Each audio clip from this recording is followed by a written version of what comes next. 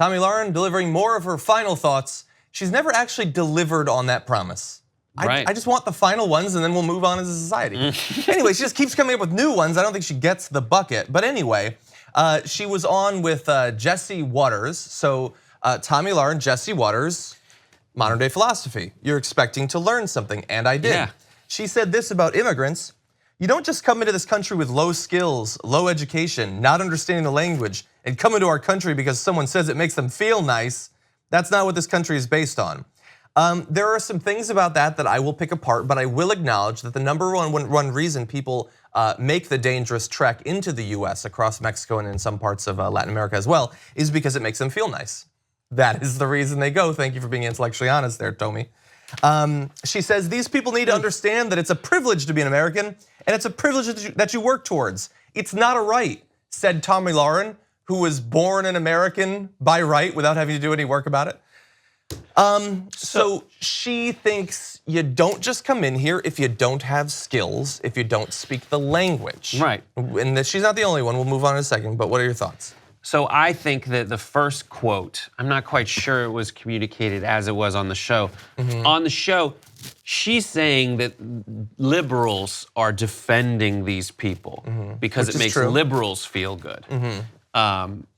That said, okay, she is putting forth an argument. First of all, I would say that's another like intellectually dishonest argument, but yes. Right, exactly. That we're defending them only because it makes us feel good, not because we believe it's in the best interest of this country and those individuals. But and it's unavoidable that people coming to this country will want a better life because their life wasn't so great before. And the way that presents itself is lack of educational opportunities, not lack of desire to improve yourself and lack of drive. No, those are the people who, believe me, are most driven to succeed.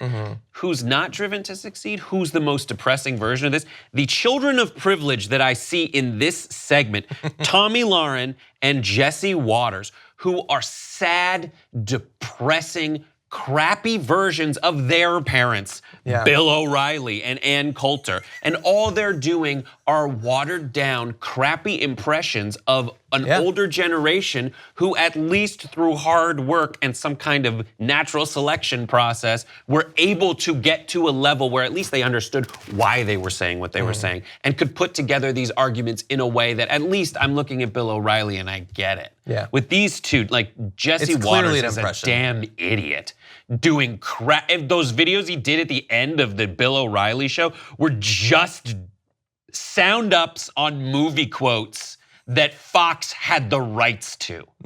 He sucks. I forgot he used to use those old videos. He's the dumbest, crappiest version of anyone. Definitely hadn't seen those movies. I take 30 Gutfelds over Jesse frickin' Waters. Yeah, there's an honesty to Gutfeld.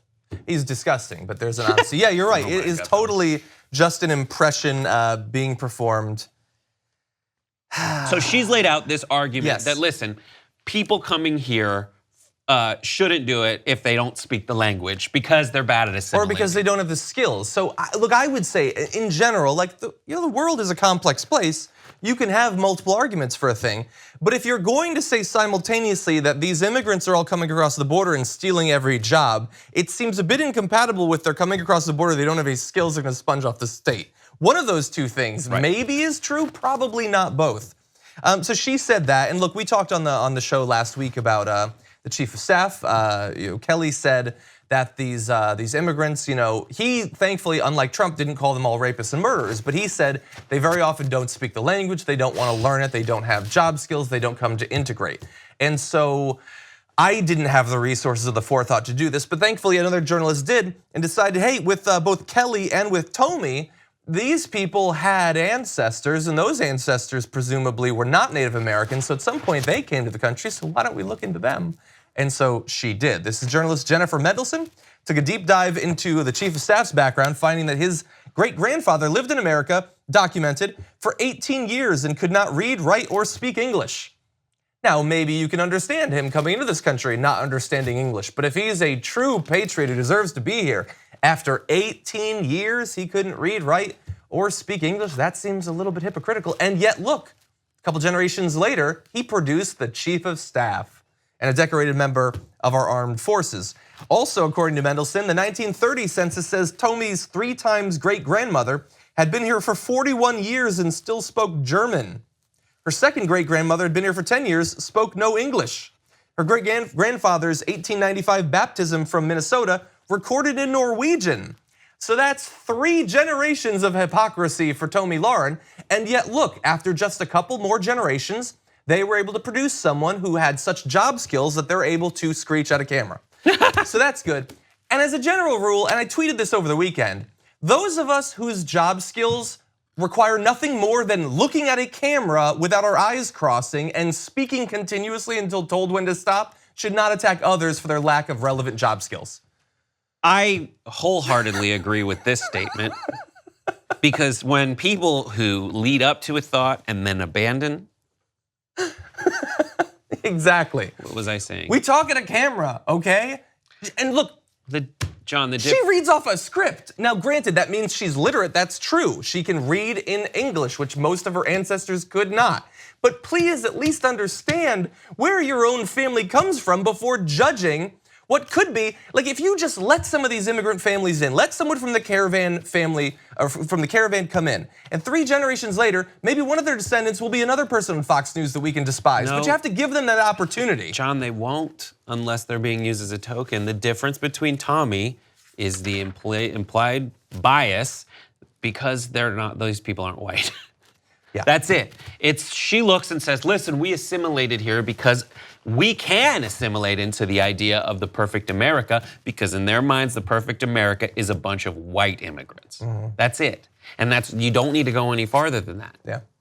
As a white, I'm sorry. Nothing against Jesse Waters and Tomi Lahren except everything. If the country was filled with only Jesse Waters and Tomi Lahrens, how long do you think we'd last? Do you think we'd get through a hard winter? Now, thankfully, thanks to their ideology, we won't have hard winters in the future anymore because of global warming. But if we did, we would be doomed inside of a generation. Well, and me too, definitely me too. If every man in America was John Iadarola, we would be in for some hard times. Oh no, thank John, God, no. And even worse if it was Brett. But thank God that we have a continual influx of new blood and new culture and new language and new skills and new everything because that is the only thing keeping America floating. When you come in here, you will be hit by a combination of our pop culture and our food, and it will wreck anyone in 2 generations. So thank God we have people coming in still. Yep, I'm with you, John, except for the part where you made fun of me. That part I can't agree with.